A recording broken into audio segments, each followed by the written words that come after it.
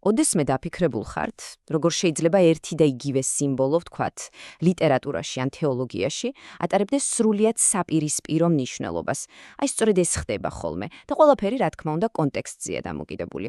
მოდით ერთად ჩაუღრმავდეთ ამ საკითხს. აი ეს არის ჩვენი მთავარი კითხვა დღეს. როგორ ხდება, რომ ბიბლიურ ტექსტებში სიტყვა ზამთარი ერთგან არის რაღაც ახლის დაწყების, იმედის სიმბოლო, მეორეგან კი პირიქით, პირქუში გაფრთხილება და მოახლოებული განსაცდელი. ცადოთ და გავერკვეთ ამ საინტერესო პარადოქსში. შეხედეთ, აი აქ გვაქვს პირდაპირი დაპირისპირება. მარცხნივ ქებათაკებიდან ვკითხულობთ, რომ მიიწურა ზამთარი. ანუ ის უკვე წარსულია, დამთავრდა. მარჯვნივ კი მათე სახარება გვაფრთხილებს მომავალზე. ილოცეთ, რომ გაქცევა ზამთარში არ მოგიწიოთო.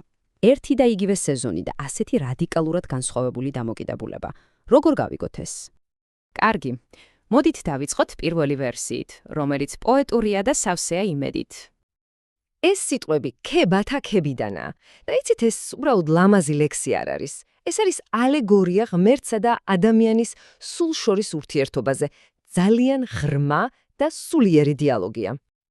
ამ ალეგორიაში სიძე ქრისტეა, ხოლო სათრთო ადამიანის სული, ან ზოგადად ეკლესია. და აი ყველაზე მთავარი, ზამთარი რას განასახიერებს? ზამთარი აქ არის სიმბოლო ცოდვის, სულიერი სიცივის, სიკვდილის ეპოქისა.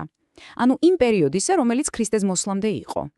და ეს მოწოდება, ადექი და წამოდი, ეს ხომ უბრალოდ მიპატიჟება არ არის. არა, ეს არის ძლიერი, ენერგიული მოწოდება სულიერი გამოღვიწებისკენ, სიბნელიდან სინათლეში გამოსვლისკენ.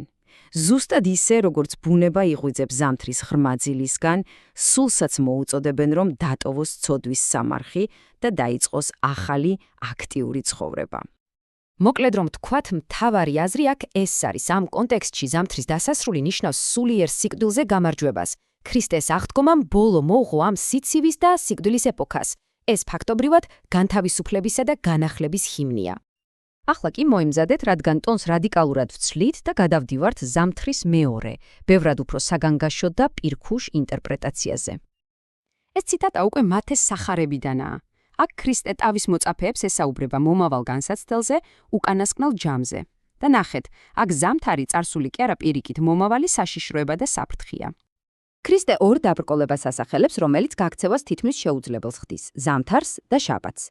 შაბათი რელიგიური შეზღუდვა იყო კანონით, შორს წასვლა არ შეიძლებოდა. ზამთარი კი ბუნებრივი ფიზიკური ბარიერია, სიცივე, ტალახიანი გზები, ადიდებული მდინარეები.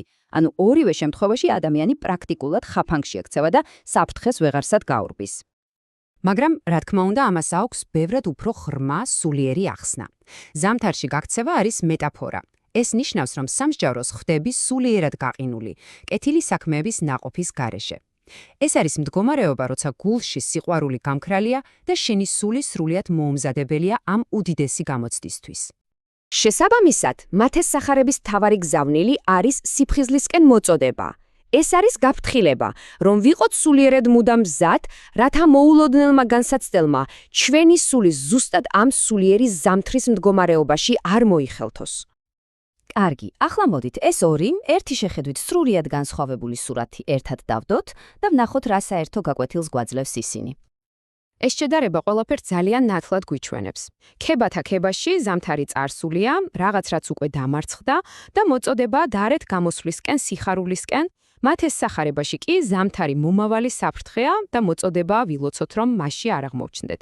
ხედავთ, კონტექსტი აბსოლუტურად ყველაფერს ცulis. საბოლოო ჯამში ყველაფერი ამ ორ ცნებამდე დადის. ერთი, წარსული ზამთარი იმედის სიმბოლოა, სიკვდილი დაძლეულია, ეს აღდგომაა. მეორე, მომავალი ზამთარი კი გაფრთხილებაა, იყავი მუდამ მზად. და აი ეს ყველაფერი გვაბრუნებს ერთ ძალიან პირადულ კითხვასთან.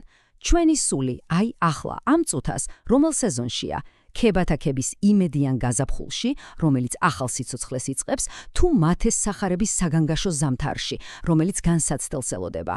ამაზე ნამდვილად ღირს დაფიქრება.